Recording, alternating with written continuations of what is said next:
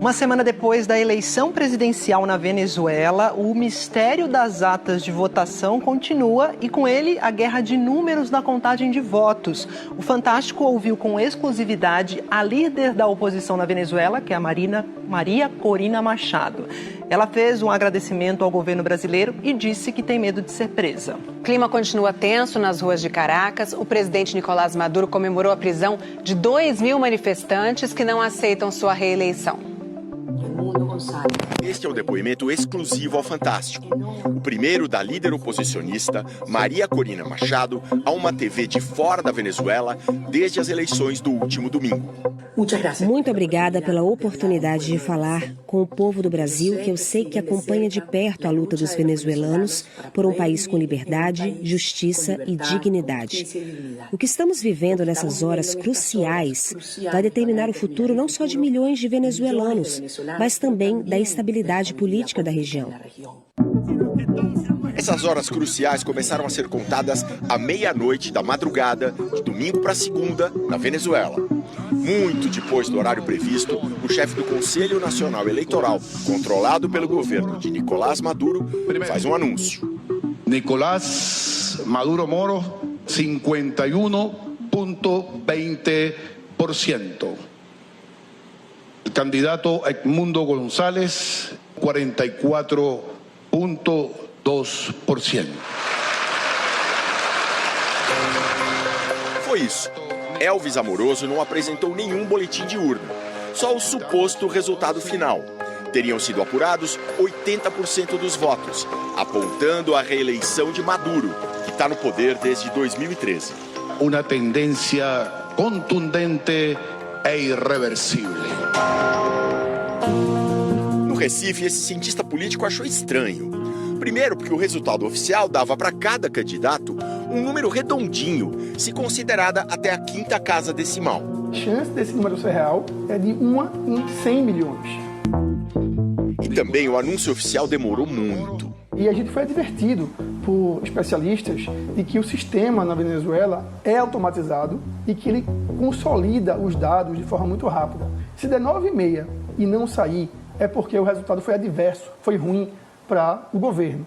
Prevendo que podia dar problema na apuração, um grupo de especialistas espalhados pelo mundo já vinha se organizando. Faziam parte da equipe o professor Figueiredo e outros 2 pesquisadores brasileiros radicados nos Estados Unidos. Eles participaram de uma contagem rápida, de uma apuração paralela dos votos. E ela é muito útil em situações contextuais em que nós desconfiamos ou que a gente tem informações que a integridade eleitoral daquele país não é tão forte assim. É como numa pesquisa de opinião pública, como dizer, numa eleição para prefeito. Você não precisa entrevistar cada habitante da cidade para saber qual é a intenção de voto para cada candidato. Basta ouvir uma pequena amostra, selecionada com muito critério. O cientista faz uma comparação com um exame de sangue. Você não precisa tirar todo o sangue do paciente para concluir se ele está com glicose alta ou com triglicerídeo alto. Você tira uma parte do sangue. Com as urnas da Venezuela foi assim.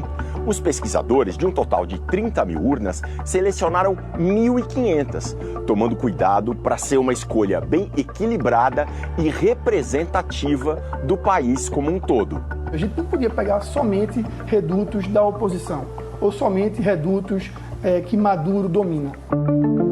O plano, inclusive, era ir pegando os dados no próprio site do Conselho Eleitoral, para fazer uma soma rápida e logo antecipar o resultado. Só que, misteriosamente, o site saiu do ar. E aí foi acionado um plano B, como a líder oposicionista descreveu ao Fantástico.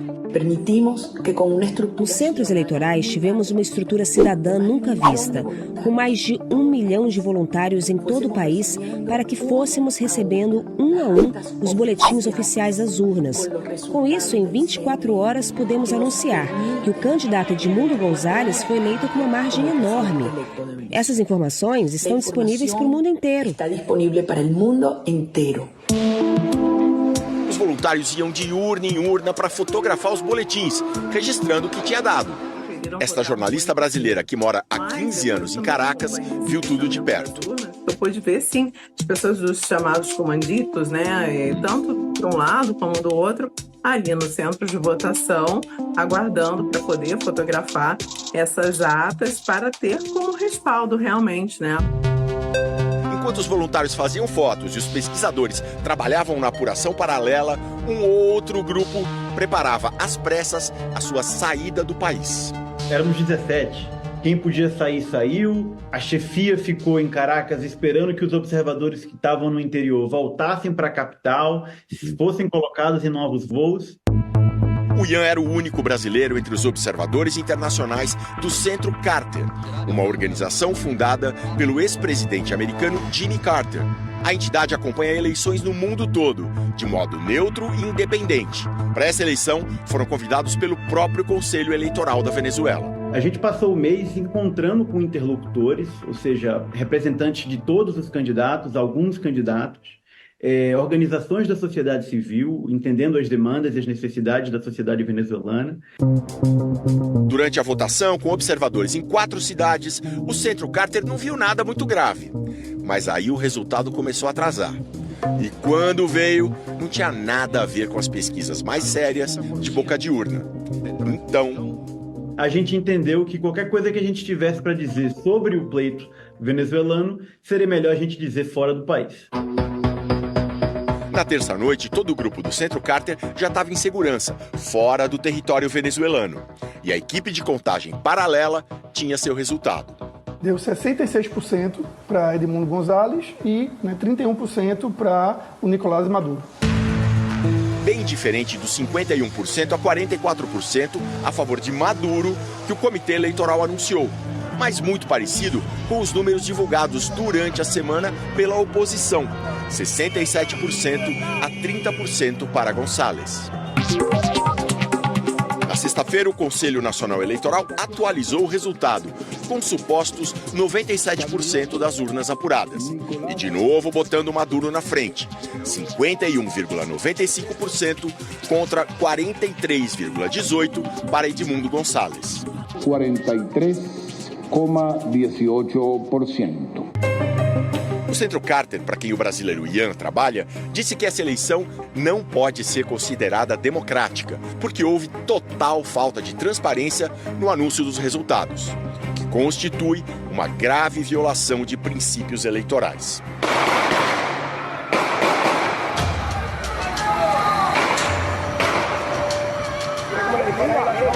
Os protestos seguem em todo o país. Nicolás Maduro nega a fraude, se diz alvo de um complô nazi-fascista e ontem celebrou a prisão de manifestantes. Temos 2.000 presos capturados, máximo castigo. Esta vez não vai haver perdão. Enquanto isso, no mesmo dia, Maria Corina Machado liderava uma manifestação em Caracas. Vamos a chegar hasta el final. Depois, ela não voltou para casa, mas para um esconderijo. Me perguntavam se eu temo por minha vida. Me perguntam se eu temo pela minha vida. Claro, todos tememos por nossas vidas e também tememos pela nossa liberdade, porque há ordens de captura contra nós. Mas este é um momento que temos de nos manter erguidos. Mas este é um momento no qual temos que elevar-nos. Nesse depoimento exclusivo, ela também fez um agradecimento. Eu estou muito agradecida como venezuelana. Como venezuelana, fico muito agradecida pela resposta de alguns governos, de alguma maneira próximos a Maduro, como Brasil, Colômbia e México, e que assumiram posições muito firmes para que a verdade eleitoral seja conhecida.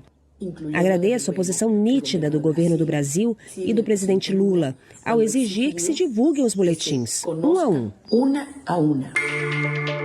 Mas uma semana depois das eleições, o governo Maduro ainda não apresentou esses boletins. Então, como surgiu o resultado oficial? A pergunta continua no ar. Muchas gracias por esta oportunidad de hablar al pueblo de Brasil, que yo sé que siguen de cerca la lucha de los venezolanos para poder vivir en un país con libertad, con justicia y dignidad. Lo que estamos viviendo en estas horas cruciales van a determinar el futuro de millones de venezolanos, pero también de la estabilidad política en la región.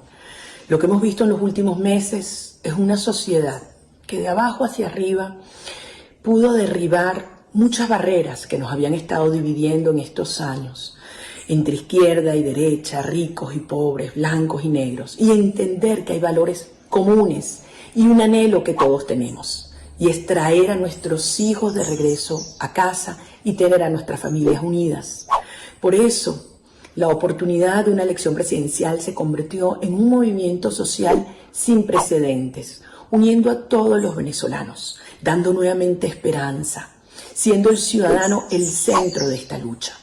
Y nos organizamos frente a un sistema complejo donde hemos sido perseguidos, donde hemos sido silenciados, donde muchos se sienten humillados. Y lo que ocurrió el 28 de julio fue realmente algo histórico. La masiva participación ciudadana y la organización en cada uno de los centros electorales, los testigos, los coordinadores, los movilizadores, los operadores. Permitimos que con una estructura ciudadana nunca antes vista, de más de 1 millón de voluntarios en todo el país, fuésemos recibiendo una a una las actas oficiales con los resultados del CNE que nos permiten, en 24 horas nos permitieron asegurar que Edmundo González fue electo con un margen enorme como el presidente electo de Venezuela. La información está disponible para el mundo entero. Todo el mundo la puede ver y saber cuál es la realidad que los venezolanos conocemos. Desde ese mismo día se inició una represión brutal en contra de los venezolanos. Hay más de 700 venezolanos detenidos, personas que han sido sacadas a la fuerza de sus hogares por el simple delito de haber sido testigo y haber reportado un acta. Hay dirigentes detenidos y hay más de 20 venezolanos asesinados.